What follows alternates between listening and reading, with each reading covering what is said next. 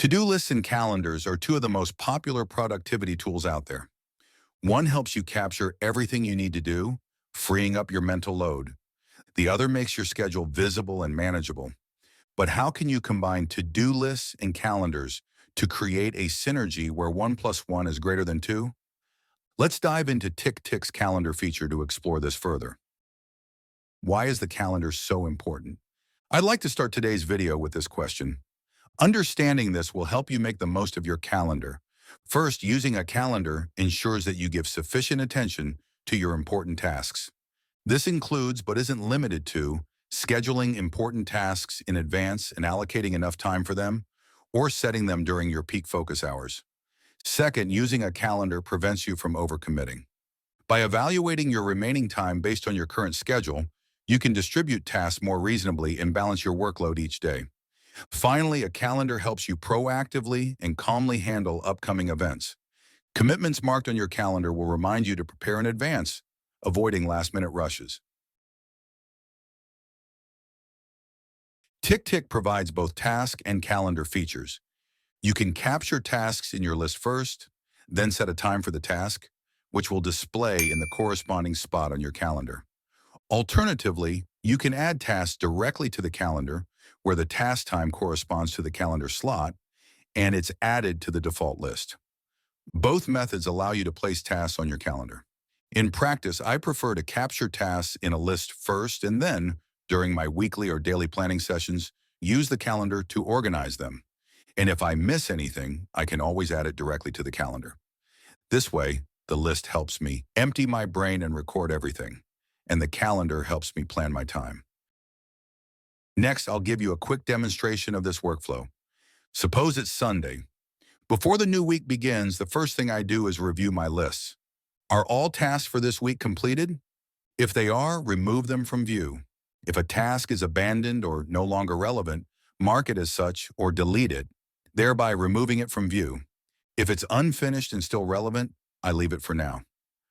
Don't forget the inbox. There might be newly captured tasks in it, so sort through them and move the tasks to the appropriate list.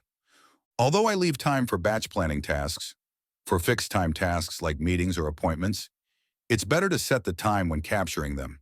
Since these are definite schedules, they should occupy their spot on the calendar immediately, without waiting for the batch planning session. Additionally, TickTick supports smart time recognition, which saves steps by allowing you to input the time directly when naming the task. After reviewing, switch to the calendar and start planning for the new week. TickTick's calendar offers multiple views including day, week, month, agenda, multi-day, and multi-week views.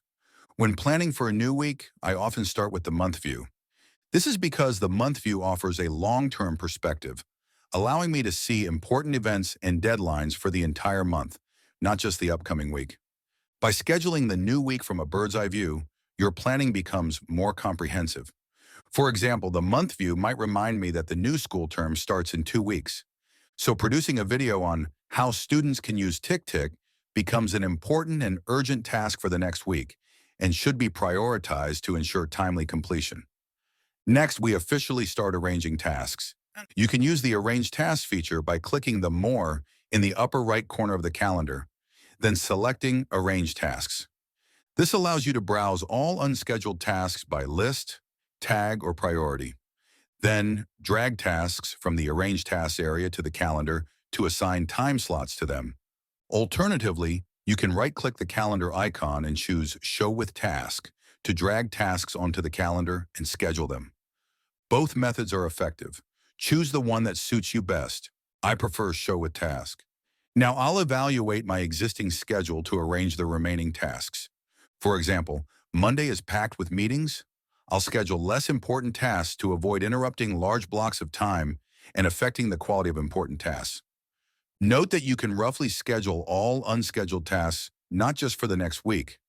Since the recording ran long, we'll skip the middle section. Tip: if some tasks are too vague, with no clear time frame, you don't have to schedule them yet. Another tip: the month view doesn't allow quick duration setting. If you have tasks with a set duration, like yoga class, switch to the week view to schedule them. Simply drag the task to the week view and extend it to set the duration. I just want to let you know, switching views in TickTick is easy. Just use the shortcuts displayed on the right side of the respective view. After arranging tasks, you can further customize the color display logic for your calendar to easily identify task categories by color. Click the More button in the upper right corner, then View Options, and then Color of the task blocks. You can choose to display task block colors by list, tag, or priority. Since my tasks are categorized by list, and each list has its own color, I only need to select List, and the calendar will display each task in its list color. This makes it easy to identify whether a task is related to health, career, or hobbies. Sometimes you might not need all the tasks from every list to appear on the calendar, so you can adjust the calendar's display range accordingly. On the desktop, click the Expand icon in the upper left corner, where you can view the mini calendar and set which lists, tags, or filters you want to display on the calendar. Next, we come to the need for daily planning. After roughly scheduling the new week over the weekend, you still need to plan each day's tasks. You might wonder why daily planning is needed after weekly planning. The reason is that you can't foresee unexpected events on specific days during the week.